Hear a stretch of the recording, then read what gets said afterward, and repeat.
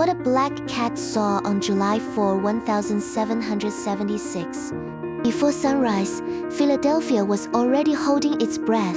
In kitchens and back rooms, the day began long before history spoke. The print shops woke early, where ink could carry news farther than footsteps. Here, words were pressed into paper by steady hands and darkened fingers. Even the narrow alleys were alive with the ordinary work of morning. Carts rolled, horses stamped, and the market prepared to meet the heat of the day.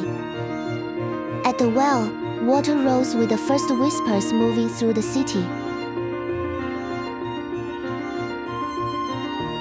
Cloth, coats, ribbons, and linen filled the doorways of everyday trade.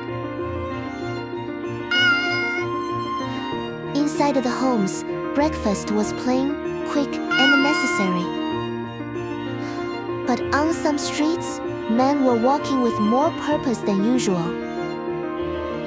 From the ground, the city felt like wheels, boots, mud, and hurry. In the taverns, paper and politics sat close beside bread and drink.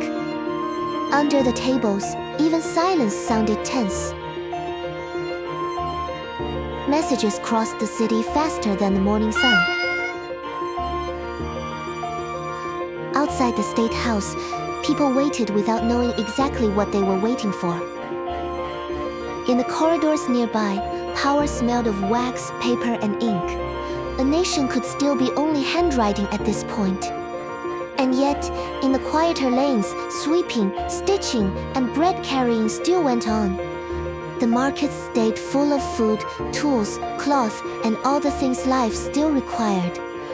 Iron struck iron somewhere down the street, as steady as any argument. By afternoon, the city's attention had shifted. You could feel it before you could name it. Back in the print shop, the presses no longer felt routine. Fresh ink dried on pages that would outlive the hands that printed them.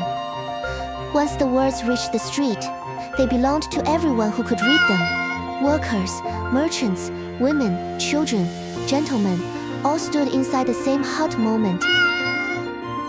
At the wharf, the city already seemed connected to a much larger future.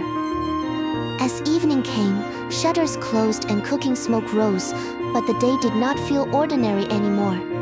From above, Philadelphia looked small enough to hold and large enough to change the world.